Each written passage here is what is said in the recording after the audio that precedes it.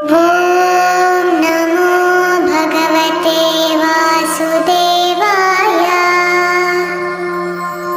आइए रसपान करते हैं आज के अध्याय का। दिंडी ने श्री ब्रह्मा जी से पूछा, हे ब्राह्मण, आपने आदित्य क्रिया योग को मुझे बतलाया, अब आप ये बतलाने की कृपा करें कि भगवान सूर्य उपवास से कैसे प्रसन्न होते हैं। उपवास करने वालों के लिए क्या क्या नियम है, क्या क्या त्याज्य है, आराधना में क्या क्या करना चाहिए, इनका आप विस्तार पूर्वक वर्णन कीजिए। दिंडी की बात सुनकर श्री ब्रह्मा जी इस प्रकार बोले कि हे दिंडिन, भगवान सूर्य पुष्प आदि द्वारा पूजन करने से ही प्रसन्न हो जाते हैं और उत्तम फल देते हैं। पापों से रहित होकर सद्गुणों का आश्रय ग्रहण कर सभी भोगों का परित्याग करना ही उपवास कहलाता है। अतः ऐसे उपवास से क्यों नहीं मनवांछित फल प्राप्त होगा।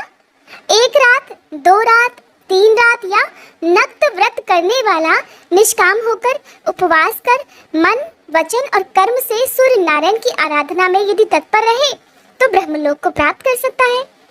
यदि साधक किसी कामना से दत्त चित्त होकर भगवान सूर्य की उपासना करता है तो प्रसन्न होकर भगवान उसकी मनोकामनाओं को पूर्ण अवश्य कर देते हैं। अंधकार का नाश करने वाले जगदात्मा सूर्य नारायण की तन्मयता पूर्वक आराधना के बिना किसी भी प्रकार की सद्गति नहीं मिलती। अतः पुष्प, धूप, चंदन, नैवेद्य आदि से भक्ति पूर्वक सूर्य की पूजा और उनकी प्रसन्नता के लिए उपवास करना चाहिए। उत्तम पुष्प के न मिलने पर वृक्षों के कोमल पत्ते अथवा दूर्वांकुर से ही पूजन कर लेना चाहिए। पुष्प, पत्र, फल, जल जो भी यथाशक्ति मिले उसे ही भक्ति और श्रद्धा के साथ भगवान सूर्य को अर्पण करना चाहिए। इससे भगवान सूर्य को अतुल तुष्टि प्राप्त होती है। सूर्य नारायण के मंदिर में सदा झाड़ू देने पर धूलि में जितनी कणिकाएं होती हैं, उतने समय तक सूर्य के समान होकर वह स्वर्ग में रहता है। मंदिर के छोटे से भाग का भी मार्जन करने पर अर्थात साफ सफाई करने पर उस दिन के पाप से व्यक्ति मुक्त हो जाता है। जो गोमय से, मृतिका अथवा अन्य धातुओं के चूर्णों से मंदिर में उपलेपन करता है, वह विमान पर चढ़कर सूर्य लोक में जाता है। मंदिर में जल से छिड़काव करने वाला वरुण लोक में निवास करता है। जो लेपन किए हुए मंदिर में पुष्प बिखेरता है वो कभी दुर्गति को प्राप्त नहीं होता। मंदिर में दीप प्रज्वलित करने वाला व्यक्ति सभी ऋतुओं में सुखप्रद सवारी प्राप्त करता है। ध्वजा चढ़ाने वाले के ज्ञात और अज्ञात सभी पाप पताका के वायु से हिलने पर ही नष्ट हो जाते हैं। गीत, वाद्य और नृत्य के द्वारा मंदिर में उत्सव करने वाला उत्तम विमान में बैठता है। गंधर्व और अप्सराएं उसके आगे गान और नृत्य करती हैं। जो मंदिर में पुराण का पाठ करता है उसे श्रेष्ठ बुद्धि की प्राप्ति होती है और वह जातिस्मर अर्थात सभी जन्मों की बात जानने वाला हो जाता है। दिन दिन सूर्य की आराधना से जो चाहो वो प्राप्त कर सकते हो। इनकी आराधना से कई लोग गंधर्व, कतिपय विद्याधर, कतिपय देवता बन गए हैं। देवराज इंद्र ने इनकी आराधना से ही इंद्रपद प्राप्त किया है। ब्रह्मचारी, गृहस्थ और वानप्रस्थ और स्त्रियों के यही उपास्य हैं। जितेंद्रीय सन्यासी भी इनके अनुग्रह से ही मुक्ति को प्राप्त होते हैं, क्योंकि ये ही मोक्ष के द्वार भी हैं। इस तरह सभी वर्ण और आश्रमों के आश्रय और परम गति भगवान सूर्य ही हैं। हे दिनदिन, अब मैं काम्य उपवास और फल सप्तमी का वर्णन करता हूँ। फल सप्तमी का व्रत करने से सभी प्रकार के पाप नष्ट हो जाते हैं और सूर्य लोक की प्राप्ति होती है। भाद्रपद मास की शुक्ल चतुर्थी को अयाचित व्रत कर पंचमी को एक बार भोजन करें। षष्ठी को जित क्रोध जितेंद्रिय होकर पूर्ण उपवास करें और फिर भक्ति के साथ सभी सामग्रियों से सूर्य नारायण की पूजा करें। रात में भगवान सूर्य के सम्मुख पृथ्वी पर शयन करें। सप्तमी को सूर्य भगवान का ध्यान करते हुए प्रातः उठकर स्नान पूजन करें और खजूर, नारियल, आम, मातुलुंग आदि नैवेद्यों का भोग लगाएं और ब्राह्मणों को दें तथा स्वयं भी प्रसाद के रूप में उन्हें ग्रहण करें। यदि ये फल ना मिले तो शाली अर्थात चावल का या गेहूं का आटा लेकर उसमें गुड़ मिलाएं और घी में पकाकर उनका ही भोग भगवान सूर्य को लगाएं। फिर हवन कर ब्राह्मणों को भोजन कराएं।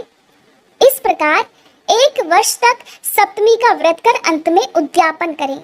गोमूत्र, गोमय, गोदुग्ध, दही, घी, कुश का जल, श्वेत मृतिका, तिल और सरसों का उबटन, दूर्वा, गौ के सींग का जल, चमेली के फूल का रस, इनसे स्नान करें और इनसे ही प्राशन करें। ये सभी पापों का हरण करने वाले हैं। सभी प्रकार के फल, भूमि, धान्य युक्त भवन, बछड़े के साथ गौ, विद्रुम के साथ ताम्रपात और श्वेत वस्त्र ब्राह्मणों को दे। जो शक्ति संपन्न हो वह चांदी अथवा आटे के पिष्टक, फल तथा 2 वस्त्र दे। सोना, रत्न और वस्त्र आचार्यों को दे। ब्राह्मणों को भोजन कराएं। इस प्रकार व्रत को संपन्न करें। ये फल सप्तमी का विधान कहा गया है। यह अतिशय पुण्यमयी सप्तमी सभी पापों का नाश करने वाली है। इस दिन उपवास कर मनुष्य सूर्य लोक को प्राप्त करता है। वहाँ देव, गंधर्व और अप्सराओं के साथ पूजित होता है। इस व्रत को जो करता है वह पाप, दरिद्रता और सभी प्रकार के दुखों से मुक्त हो जाता है। इस व्रत के करने से ब्राह्मण मुक्ति, क्षत्रिय इंद्रलोक, वैश्य कुबेर लोक में निवास करता है। शूद्र इस व्रत के प्रभाव से द्विजत्व को प्राप्त कर लेता है। पुत्रहीनों को पुत्र की प्राप्ति होती है। दुर्भगा सौभाग्यशालिनी होती है और विधवा नारी अगले जन्म में वैधव्य प्राप्त नहीं करती। इस फल सप्तमी को समस्त वांछित पदार्थों को प्रदान करने वाली चिंतामणि के समान समझना चाहिए। इस फल सप्तमी की कथा के श्रवण अथवा व्रत करने वाले की सभी इच्छाएं पूर्ण हो जाती हैं। अब जानिए रहस्य सप्तमी व्रत के दिन त्याज्य पदार्थ का निषेध तथा व्रत के विधान और फल के बारे में। श्री ब्रह्मा जी कहने लगे, दिन दिन अब मैं रहस्य सप्तमी व्रत का विधान कह रहा हूँ। इस व्रत के करने से अपने से आगे आने वाली 7 पीढ़ी तथा पीछे की भी 7 पीढ़ी के कुलों का उद्धार हो जाता है। जो इस व्रत का नियम से पालन करता है उसे धन, पुत्र, आरोग्य, विद्या, विनय, धर्म तथा अप्राप्य वस्तुओं की भी प्राप्ति हो जाती है। इस व्रत के नियम इस प्रकार है। सब में मैत्री भाव रखते हुए भगवान सूर्य का चिंतन करता रहे। मनुष्य को व्रत के दिन न तेल का स्पर्श करना चाहिए, न ही नीला वस्त्र धारण करना चाहिए और न ही आंवले से स्नान करना चाहिए और किसी से कलह तो बिल्कुल ही नहीं करनी। इस दिन नीला वस्त्र धारण करके जो सत्कर्म करता है वह निष्फल हो जाता है। जो ब्राह्मण इस व्रत के दिन एक बार नीला वस्त्र धारण कर ले तो उसे उचित है कि स्वयं की शुद्धि के लिए उपवास करके पंचगव्य प्राशन करे, तभी वह शुद्ध हो सकता है। यदि अज्ञानवश नील वृक्ष की लकड़ी से कोई ब्राह्मण दंत धावन अर्थात दातुन कर लेता है तो वह 2 चंद्रायण व्रत करने से ही शुद्ध हो सकता है। और इस दिन रोमकूप में नीले रंग के प्रवेश करने मात्र से ही 3 कृच्छ चंद्रायण व्रत करने से शुद्धि संभव है। जो व्यक्ति प्रमादवश नील वृक्ष के उद्यान अर्थात बगीचे में चला जाता है वह पंचगव्य प्राशन से ही शुद्ध होता है। जहाँ नील एक बार बोई जाती है वह भूमि 12 वर्ष तक अपवित्र रहती है। रहस्य सप्तमी व्रत के दिन जो तेल का स्पर्श करता है उसकी प्रिय भार्या नष्ट हो जाती है, अतः तेल का स्पर्श नहीं करना चाहिए। इस तिथि को किसी के भी साथ द्रोह और क्रूरता भी करना उचित नहीं है। इस दिन गीत गाना, नृत्य करना, वीणा आदि वाद्य यंत्र बजाना, शव देखना, व्यर्थ में हंसना, स्त्री के साथ शयन करना, द्यूत क्रीड़ा, रोना, दिन में सोना, असत्य बोलना, दूसरे के अनिष्ट का चिंतन करना, किसी भी जीव को कष्ट देना, अत्यधिक भोजन करना, गली कूचों में व्यर्थ ही घूमना, दंभ, शोक, शठता तथा क्रूरता, इन सभी का प्रयत्न पूर्वक परित्याग कर देना चाहिए। इस व्रत का आरंभ चैत्र मास से करना चाहिए। व्रत करने वाले मनुष्य को चाहिए कि वह चैत्र आदि मासों में धाता, अर्यमा, मित्र, वरुण, इंद्र, विवस्मान, पर्जन्य, पूषा, भग, त्वष्टा, विष्णु तथा भास्कर इन 12 सूर्यों का क्रमशः पूजन करें। प्रत्येक सप्तमी के दिन भोजक ब्राह्मण को घी के साथ भोजन कराकर उसे घी सहित पात्र, 1 माशा स्वर्ण और दक्षिणा दान में देनी चाहिए। यदि भोजन ना मिल सके तो श्रेष्ठ ब्राह्मण को ही भोजक की भांति भोजन कराकर वही वस्तुएं दान में देनी चाहिए। हे दिन दिन, इस प्रकार मैंने सप्तमी के इस महात्म्य का वर्णन किया जिसके श्रवण मात्र से भी सभी प्रकार के पाप नष्ट हो जाते हैं और सूर्य लोक की प्राप्ति होती है।